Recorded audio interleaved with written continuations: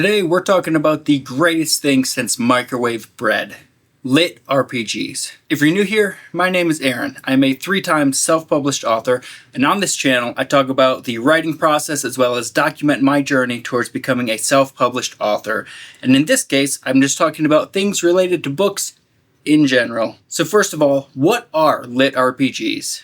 LitRPG is a genre where the main character lives within a world that resembles video games or tabletop RPGs. So they're going to have character sheets and skills and abilities and things that level up. They're going to pick classes and go on quests and get experience. It is the closest thing you can get to playing a video game or playing D&D in the audio format. So it's perfect if you're cleaning or working out or doing things with your hands, like a manual labor type of job, and you want to play video games, but you can't.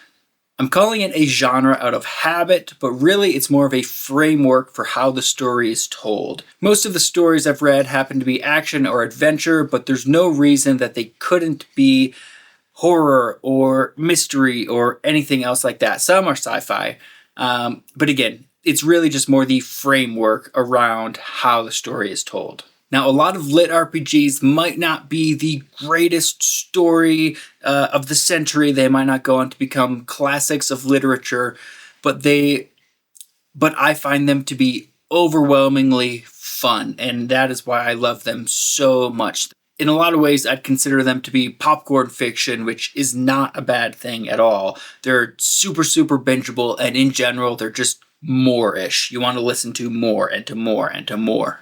At the moment, LitRPG is predominantly an independent industry, which means two things. One, it means there is a ton of stuff available for free. Check out The Royal Road. It's a website where people can just go on and post their fiction very much in a serialized fashion. So one week they post a chapter, the next week they post another chapter, the next week they post another chapter. And this is where a lot of books in the LitRPG genre got started. The website, The Royal Road, heavily leans towards this as far as audience and content, although it's not strictly what it's for. I would say this is the primary source for new and upcoming, particularly free LitRPGs. And of course, being independent genre or type of book means that there is not a barrier to entry, which means you're going to come across potentially a lot of garbage books, but there is so many good gemstones hidden within and that you're able to access without the traditional gatekeeping of the publishing industry. Secondly, it means you're able to support the artists and authors directly, which is always a huge thing, either by purchasing their books or their audiobooks, or if you have, Kindle Unlimited. If you read it, they get like money per page or something. Or a lot of them have Patreon or Ream accounts where you can support your favorite author for, $5, $10 a month, and they get it's not all of it, but most of that money every month to directly support them creating the things that you want to see. And in those cases, you might get to read chapters early or get exclusive behind the scenes, that sort of thing. It just depends on author to author, but it's a really great way to, again, support authors and artists directly. Now I'd like to talk about some of the most common tropes and what you can expect to find in any random LitRPG that you pick up. So in general, the stories start with the character dying on Earth and going to heaven, except instead of heaven, it is this different fantasy world where there's numbers and a system, and the numbers go up.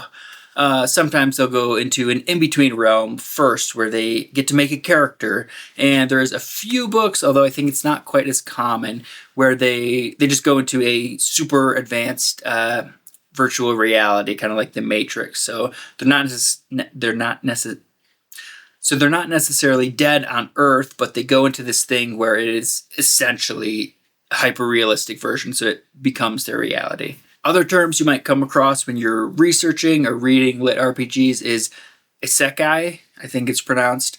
It's like the Japanese word for portal fantasy. So again, it's like, they get transported to another world, so kind of like Narnia on steroids. Or also progression fantasy, which focuses on just them slowly increasing and becoming better and better and better, which is essentially, as Seth Ring, the author of Battle Mage Farmer, among others, likes to say, numbers go up. It makes the brain happy. In a lot of lit RPGs, at least the ones I really like, the character forms some sort of relationship with a god or some ruler of this new realm, and they get private access to something they're not supposed to know, so the god might be like, oh, well, I can't really tell you about this thing, and then they proceed to tell them about the thing. Or they might give them certain magic items that give them boosts that they're not really supposed to have, or unlock abilities that change how they interact with the world. Oftentimes in these stories, the character will have sort of a gimmick ability or an ability that is broken in a way. Again, this isn't always the case, but it gives something for the story to focus around and for them to interact with the world in a unique and meaningful way. So it's super common in these types of stories to have like a snarky system messages where in a video game, this would just be like, oh, here's a note. It's like, you gained this experience, you leveled up. But usually they're like, oh, they're really sassy, or it's like a relationship with a god or a deity that there's like, oh, wow, here, do you want a cookie for what you did? Like, good job. Characters in these stories, especially if they died in their past life on Earth and are brought to these new worlds, often are grappling with missing their old lives and their families, and dealing with accepting the new life as a reality and saying, this is real, and kind of having to move forward past losing their loved ones and accepting this for what it is. And apparently harems are a kind of a popular trope in this genre. I don't fully know what that means. I've never come across it. Maybe it's just because of the books I read are generally high regarded or recommended to me in some way. So I don't know if that's more of a super independent, like Royal Road first time author. Maybe there's a whole subgenre that exists that I don't know about, but apparently harem fantasy, fill in the blanks. I'm sure you can imagine as well as I can what that means. Apparently that's pretty common and or maybe popular with LitRPG. I don't know. That's kind of my only big question mark here. Finally, I want to touch base on a few of my favorite series, as well as just recommend others that I've heard of and that are very popular, whether I've read them or not. First up, my all-time favorite series is The Good Guys by Eric Uegland. The series follows the big, strong idiot known as Montana through the harsh world of Vildrani. He's a former thug who was in a motorcycle gang on Earth who gets killed, and in this new life he decides with this second chance that he wants to be a good guy. The story follows him through the harsh and very unforgiving wilderness where he collects a found family of various critter species and monstrous races, except he's very accepting of all of them. And he's creating this stronghold kind of city in the middle of the wilderness. My next favorite series is the Noobtown series by Ryan Rimmel, the first being Mayor of Noobtown. Jim was an IT guy with a wife and kids until he died. Now he's the mayor of Windfall, a once abandoned town destined for new adventurers in the area, along with everybody's favorite shoulder demon Shart and the war badger Badgelor. Jim's Unbound ability lets him gain skills and levels in an unprecedented way, which puts him in a unique position to defeat the Dark Overlord. Both The Good Guys by Eric Uegland and Noobtown by Ryan Rimmel have at least 8 books in the series. They're quite long series, which is great if, again, you're wanting to binge listen or binge read through these. Something I love about both of these series that might not apply to you, but is that they both focus on city or town building and kind of managing resources and saying, okay, we need this many homes and we have these resources, these people who can build this, these people who are gathering food and XYZ. So there's the adventure and the leveling up aspect of the books, but there is also the city builder, city management style that I think it just scratches a little bit of an itch for me from playing real-time strategy games or like city building type games. Finally, I'm going to leave you with a few book recommendations. Some of these are very popular books. Some of them I liked and I read. Some of them I haven't read. Some of them I started to read and did not finish, but they're still wildly popular, or at least divisive. So I figured I'd put it out here and let you decide whether you like them or not. First up, we have Dungeon Crawler Carl. Arguably the biggest in the genre right now. It is going on to get a traditional book publishing deal, as far as I know. And I think there's a TV show also being made out of it. You're going to find it in bookshops everywhere. It's really blowing up right now. This one, personally, I haven't read yet. I'm kind of saving it because I've been in the LitRPG genre for a few years now. Really been loving it. So I'm just saving this one because I think I'll enjoy it, but keeping it in my back. But I'm keeping it in my back pocket for now. Next is the Primal Hunter series, which I didn't love. I certainly didn't finish it. I liked it for a while, and then it kind of turned into something I didn't necessarily love. But again, it's very popular. I think it's one of the top series, so check it out for yourself to see if you like it. 1% Lifesteal, Beware of Chicken, and Heretical Fishing. I have not read, but I've heard only very good things about all of them, and I'm looking forward to checking them out. He Who Fights with Monsters is another top-rated book. For me, it was kind of like Primal Hunter, where I just couldn't fully get into it.